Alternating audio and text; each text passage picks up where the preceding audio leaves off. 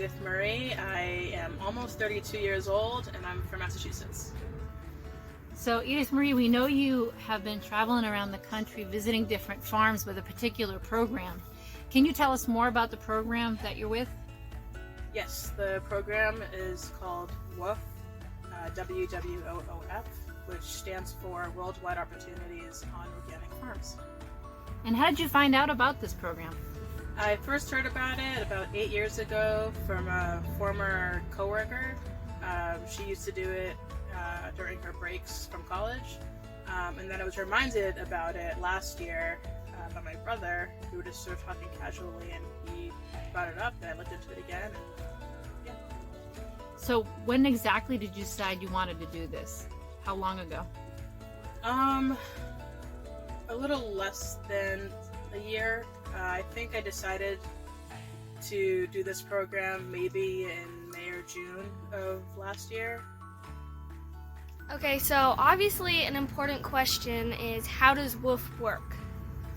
WWOOF is essentially a database that connects individuals and or families to organic farms around the world. So each country that participates in the program has their own WWOOF website, and you go on and you search for where you want to farm, what kind of farming you want to get into or experience, and you search for the farms, and they connect you. You reach out to the farm hosts, they reach out to you, and you guys arrange a farm stay. And what exactly is a farm stay? A farm stay, it's just what I've been calling it. Basically an exchange for room and board. You volunteer between 5 and 6 hours of your time, 5 days a week, on any particular farm. How long do these farm stays usually last? That is really up to you and the farm. There are farms that accept woofers for anywhere from a day to an entire year, and anything in between. So I've been doing about 3 months at each farm. All right, so we know that people that participate in the WWOOF program are affectionately called woofers.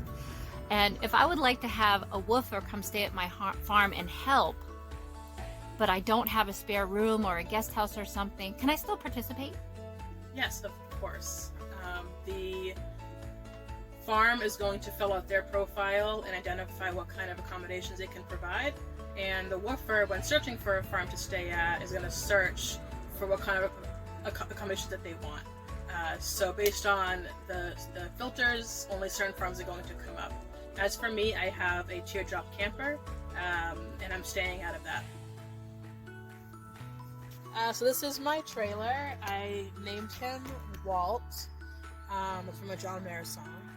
And if you know, you know. I wasn't looking for this particular trailer. I was more looking for just a way to be a little bit more mobile.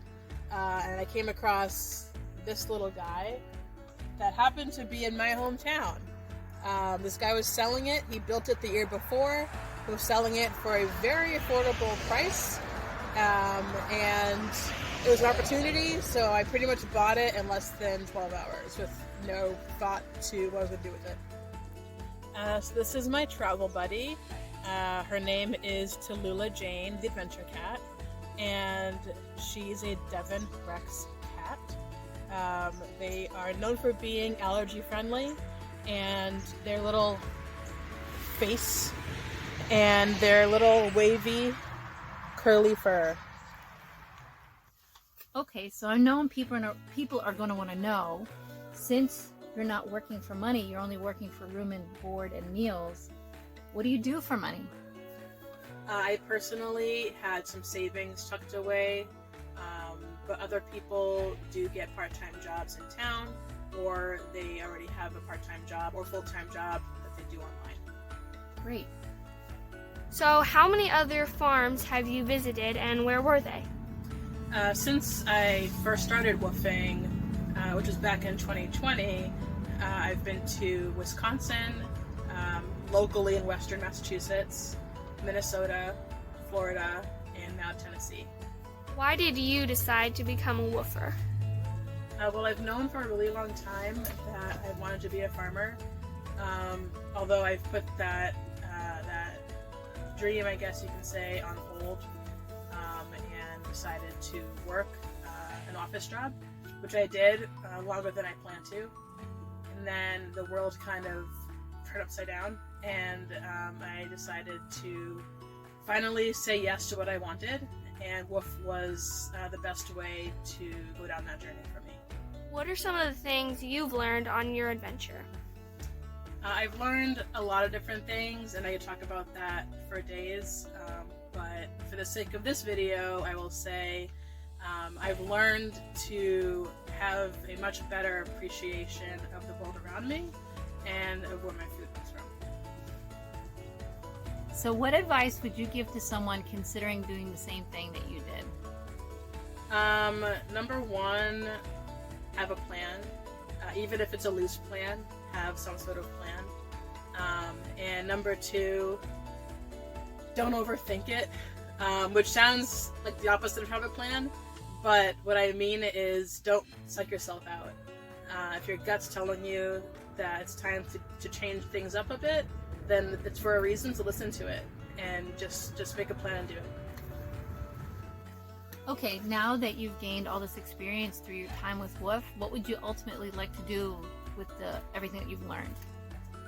The goal is to someday have my own farm, primarily animals, as I enjoy them a whole lot more than the growing. So if people are interested in following you, where can they find you online? I am on Instagram at the.vagabond.farmer. Great, thank you. You're welcome. We appreciate you being here.